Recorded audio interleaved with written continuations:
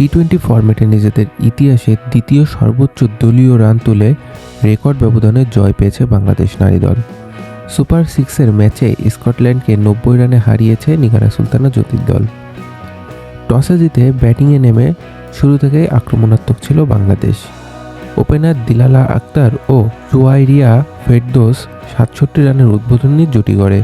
এরপর অধিনায়ক জ্যোতি ও শোভানা মুস্তারি 100 রানের জুটিতে 20 ওভারে 5 উইকেটে 191 রানের পাহাড় গড়ে বাংলাদেশ।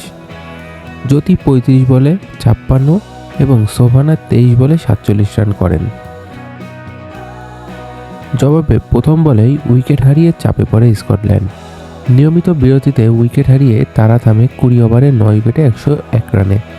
মারুফা আক্তারের 3 উইকেট ও স্বর্ণা আক্তারের নিয়ন্ত্রিত বোলিংয়ে আসে এই দাপুটে জয়। এতে টানা 6 ম্যাচ জিতে দুর্দান্ত ছন্দে এগোচ্ছে বাংলাদেশ নারী দল। দীর্ঘদিন পরে জাতীয় দলে ফেরার পথে সাবেক অধিনায়ক ও বিশ্বসেরা all-rounder Shakib Al Hasan. Bangladesh cricket board March মাসেই পাকিস্তানের বিপক্ষে হোম সিরিজ দিয়ে তাকে আবারও মাঠে ফেরানোর পরিকল্পনা করেছে। আগস্ট 2024 সালের পর দেশে না ফেরা সাকিব দক্ষিণ আফ্রিকার বিপক্ষে মিরপুরে টেস্ট খেলতে আগ্রহী থাকলেও পরিস্থিতির কারণে তা সম্ভব হয়নি। পাকিস্তান ও ভারত সফরের পর আর জাতীয় দলের জার্সিতে দেখা যায়নি তাকে।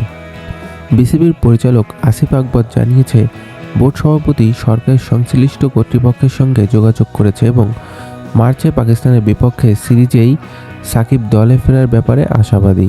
নিজে ইতিবাচক ইঙ্গিত দিয়েছে সাকিব। তিনি বলেছেন, একটি সিরিজ ভালোভাবে খেলে অবসর নিতে চান।